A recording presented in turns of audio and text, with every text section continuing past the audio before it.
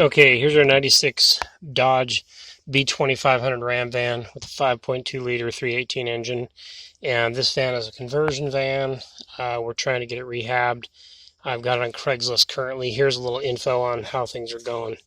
Okay, the engine has got a bad PCM, and that's the powertrain control module, otherwise known as the engine computer. And it's got the same signs it had when it went bad several years ago, but I thought I'd go over them for you so you can see it without having to drive.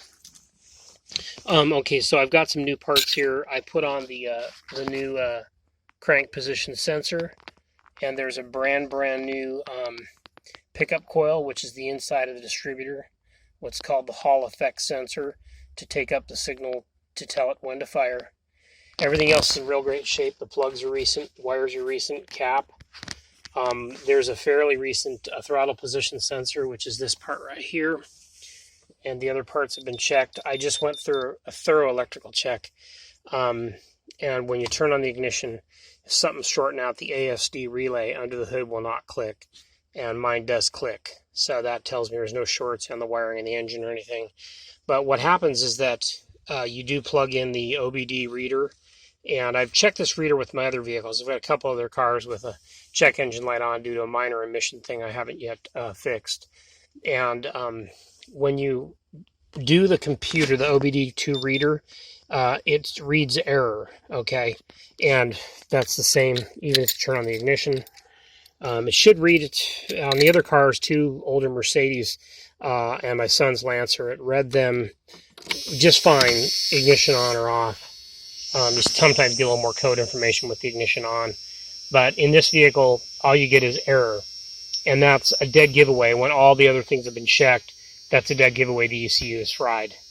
There is plenty of pressure, though, the tons of gas pressure here. So the fuel pump is delivering fuel. But what happens, the PCM dies, and then there's no spark. Because the PCM is ultimately what controls the spark. Tells the engine, it basically is like the referee that receives all the signals from all the sensors here, and it's the one that fires the ignition. So all you're getting is that. So basically, what this van needs is a new one of these.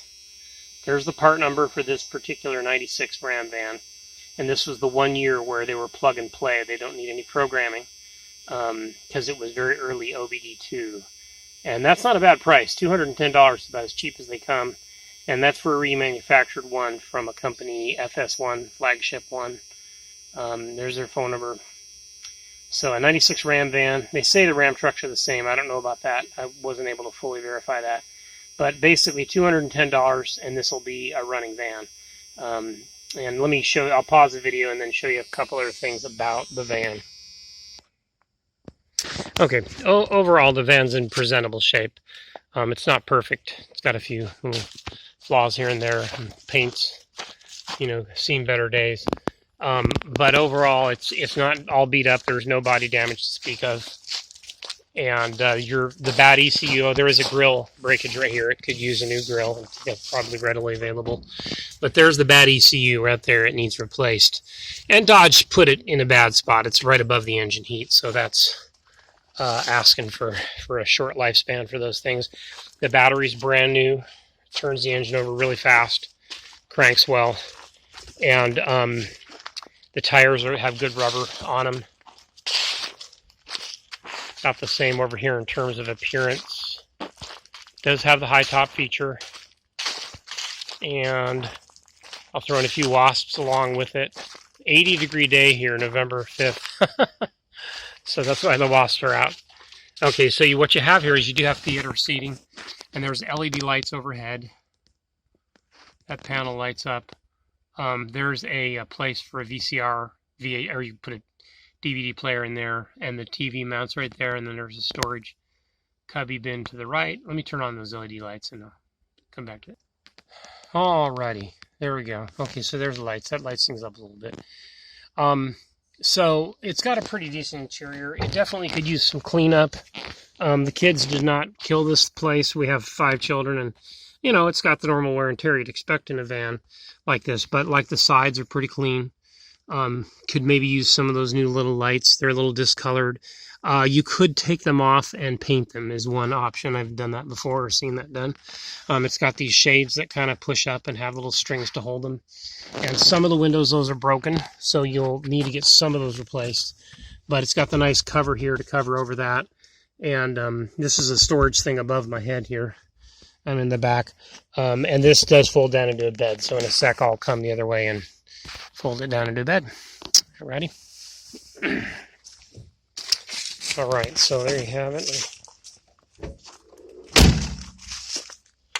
Really needs some mechanical, the engine computer to run, and it has been sitting for some time. So the engine and tranny run absolutely great when this thing was idled. It was idled in 2013 because of high gas prices. Gas was $3.5 a gallon, and admittedly, we logged a lot of miles, and it was, it would get about 14 to 16 or 17 was the best you could do.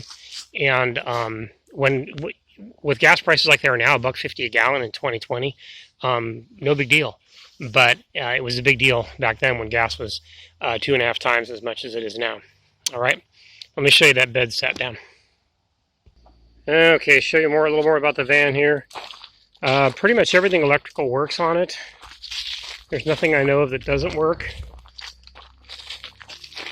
Okay, so the turn signals, the brights, the dims, the tail lights. In a sec, I'll crank the engine. I realized I forgot to do that earlier. And there's the interior, set down as a bed. It's like a full-size bed. Basically, it's really super comfortable for one person. 2 little people. I guess there's bigger ones that could go back here. I don't know. I think you'd have to take the 2 captain chairs out that are in front of them. So right now it's got seating for 3 on the bench and 4 different individual seats. So that's not too bad. It always seated 7. We had 7. It was perfect. When the kids were little, you could actually seat 4 of them all the way across and double up on a seat belt. But there you kind of have it. Alrighty.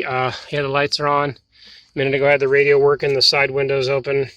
Pretty important for ventilation. Okay, let's look in the other side here. Okay, now you see it does need carpet cleaning in a pretty big way. Possibly replacement. I don't know. I think that would clean up pretty well. Just it would take a lot of carpet shampoo. And there is cables run for an inverter. I used to have an inverter sitting on top of a gel deep cycle battery sitting in a box right there. So that's a pretty cool thing. The cables are big enough to support that. They run all the way to the front. If you want to put a marine battery up there and connect it to, you actually have some really good deep cycle capability. The carpet is the only part that really is dirty and needs cleaning. The rest of it is pretty clean. There's not really stains on the hard parts to clean, which is a good thing. Okay, the radio works. I'll turn it up here in just a second. But the parts that are hard to clean or are really impossible, I don't know how you take them off, are all pretty darn clean and sanitary. So just the carpeting, which you can at least get to, is the only part that's truly actually dirty. And you can kind of get an idea. The fabric is in good condition. The Formica stuff is in pretty good shape. I'd rate it about a 6.5 or 7 on a scale of 10. Probably with some good reconditioning materials, it would get even higher than that. Okay. So the side window's open and everything works. Here's the TV setup. I may pull the VCR out of there. Believe it or not, we have some VHS tapes. Most people don't, so I think most people put a DVD player in there. And here's, I switched from a TV to a flat panel TV at one point, and that's what this mount is for. Okay.